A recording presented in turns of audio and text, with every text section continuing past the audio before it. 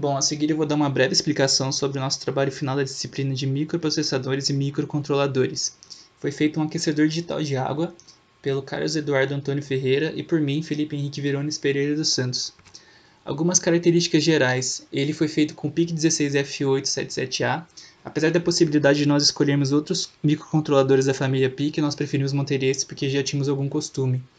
Ele usa um display de cristal líquido que permite a visualização de algumas informações em tempo de execução do sistema. A temperatura desejada pelo usuário em Celsius, a temperatura atual da água também em Celsius, o aviso de perigo por vazamento de gás e o aviso de falta de gás. Ele também tem um sensor analógico de temperatura, que foi o LM35, que permite uma boa precisão de temperatura na escala Celsius. Temos um fluxostato também, que é um sensor que permite o funcionamento do aquecedor apenas quando detecta o fluxo de água, ou seja, como se fosse uma torneira aberta. O manômetro, que é um sensor eletromecânico acoplado ao botijão para identificar essa falta de gás, quando houver falta de gás. E um sensor de vazamento de gás também, que ativa a interrupção externa do sistema pelo pino do microcontrolador, que é o RB0, para essa situação de interrupção. Também possui um power switch, né, que é um inicializador do funcionamento do sistema, como um botão de ligar, e ele é indicado por um LED verde, ou seja, você ativa o switch, abre o switch, e ele fica no LED verde de power quando está ligado. Quando estiver desligado esse switch, quando estiver no modo standby recebendo alimentação, ele fica com o LED vermelho aceso para indicar justamente esse modo standby. E claro, tem também os botões up e down para que o usuário selecione a temperatura desejada, né? Tem o LED amarelo para indicar a ativação da centelha. Essa centelha vai queimar o gás, então sempre que ela for ativada o LED amarelo pisca. E ela é ativada e desativada imediatamente, né? Ela só pisca realmente para queimar o gás. E o LED branco para indicar a liberação desse gás. Então, quando o LED branco ativar, a centelha vai ativar quase que instantaneamente, né? Depois de 200 milissegundos, para queimar esse gás e começar o aquecimento. Temos também um temporizador interno, né, a partir do timer 1 do microcontrolador, que pisca a centelha a cada 200 milissegundos caso haja liberação de gás, como eu já expliquei brevemente no item anterior. Tem, claro, também o Watchdog Timer para reset automático do sistema, em caso de alguma necessidade especial. E nós, como foi pedido, fizemos a placa de circuito impresso, que é essa aí que também vai estar no arquivo enviado junto com o trabalho final. Bom, agora vamos para uma breve execução do sistema, para não consumir muito tempo. Esse aqui é o esquema dele no Proteus. Aqui nós vemos que a temperatura mínima é 30 graus porque eu apertei o botão Down e ele não deixa passar de 30 graus para o usuário selecionar. A partir do botão Up eu só posso ir até 60 graus, que é a temperatura máxima. Eu posso ver que a temperatura atual da água está em 35 graus a partir do LM35. E como ela está 5 graus acima da temperatura desejada, que é 30 graus, o gás não liga, a centelha não liga. Agora, se eu quiser, por exemplo, eu desejo colocar a temperatura de 40 graus. Assim que eu faço isso, o LED de liberação de gás é ativado e com isso ativo o timer lá da centelha e ela a cada 200 milissegundos é piscada para queimar esse gás e esquentar a água até 40 graus. Então, se chegou, por exemplo, aqui a temperatura atual da água em 40 graus, vamos colocar que chegou em 45, significa que eu não preciso mais esquentar, porque eu quero 40 graus. Então ele desliga a liberação de gás e a centelha, e assim não esquenta mais, porque eu quero que esfrie. Bom, aqui a gente pode ver que o power switch está ligado, ele está ligado, não está funcionando, como a gente pôde ver até agora, com o LED verde aceso. Se eu desligar aqui, ele vai para o Standby Mode. Então ele fica com o LED vermelho aceso e o sistema não está funcionando. Ele está ligado na energia e ele está esperando ser ligado. No momento que eu ativo, eu posso vir aqui, selecionar a temperatura e assim fazer todo aquele processo novamente.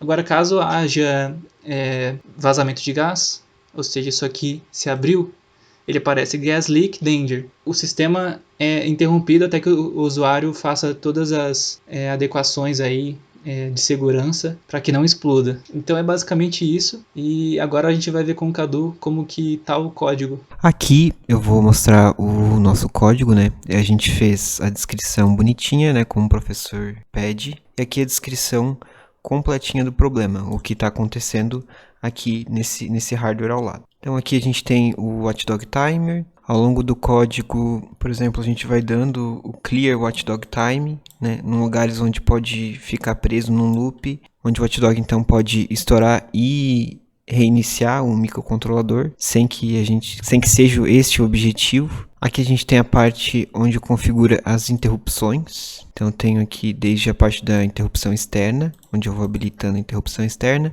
Eu habilito também a interrupção dos periféricos, que é onde tem aquele circuitinho lógico, inclusive tá aqui, em que eu vou habilitando de modo que eu possa ter aqui a interrupção do timer 1. Então eu habilito a interrupção pelo overflow do timer. Aqui eu ligo o timer e no oscilador eu coloco o clock interno, né, em que ele pega a frequência do oscilador por 4, a frequência do cristal por 4.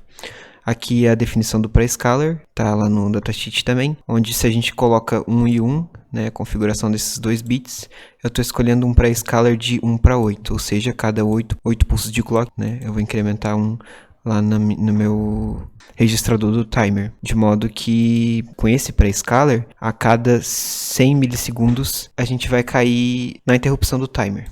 Então a cada 100 milissegundos a gente cai aqui nesse if. E a cada 200 milissegundos eu vou entrar aqui e fazer alguma coisa, que no caso vai ser piscar esse LED aqui quando o gas release estiver em 1, ou seja, quando o gás estiver sendo liberado. Então, quando o gás estiver sendo liberado, a cada 200 milissegundos eu inverto o sinal desse bit aqui, ou seja, eu faço esse LED piscar, eu faço uma centelha ficar acendendo para dar energia de ativação para a queima do gás. A interrupção do pino RB0 acontece quando esse sensor de vazamento de gás ele identifica que tem vazamento de gás. Então, quando eu abrir essa chave aqui, ele vai dar uma interrupção no pino RB0, vai cair dentro desse if aqui, vai aparecer no monitor o que? Gas Leak Danger, vai dar um Clear Watchdog Time para não acontecer de enfim, estourar, né, o watchdog. Ele vai ficar aqui preso nesse loop. Por que ele vai ficar preso nesse loop?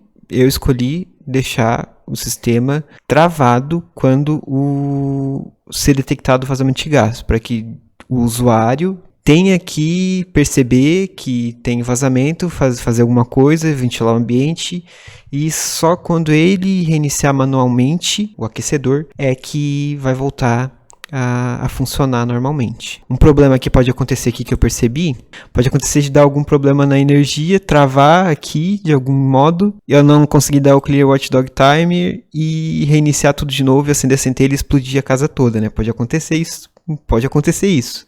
Aqui eu tenho a parte da leitura, do LM35, que é o sensor de temperatura. Esse valor é o que a gente recebe do LM35 e a gente calculou esse coeficiente aqui. A gente ligou a simulação, pegou o valor que estava dando no LCD, né, que era o valor quando estava 0 graus Celsius e o valor quando estava 100 graus Celsius. Considerando que a escala de temperatura é uma função linear, a gente fez os cálculos e calculou esse coeficiente aqui. Então ele mostra o water temp, temperatura da água, no LCD, no display LCD.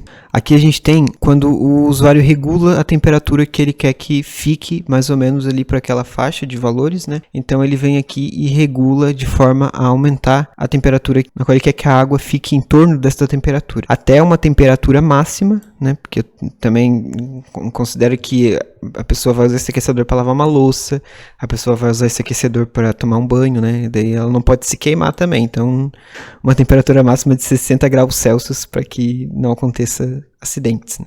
E a temperatura mínima de 30 graus Celsius, né? Porque senão também, se deixar a temperatura muito baixa, não tem por que usar um aquecedor. Esse WFS igual a 1, o WFS vai ser igual a 1 quando essa chave estiver aberta, ou seja, identificou o fluxo de água, Water Flow Switch. Ele só vai liberar o gás e, consequentemente, acender a centelha, porque a centelha só acende quando o gás está sendo liberado. No caso, a gente deixou um comentáriozinho aqui, que a gente estava fazendo antes sem a interrupção do timer. Daí a gente aposentou o delay e usou o timer. Então, se o Water Flow Switch vem 1, tem fluxo de água, a temperatura desejada, ela está 5 graus acima da temperatura da água, então eu vou aquecer, né, ligar o aquecedor e chegar na temperatura ideal. E se aqui, por exemplo, chegou já 5 graus acima daquilo que o usuário definiu, então eu desligo, não libero mais o gás e não aciono mais a centelha.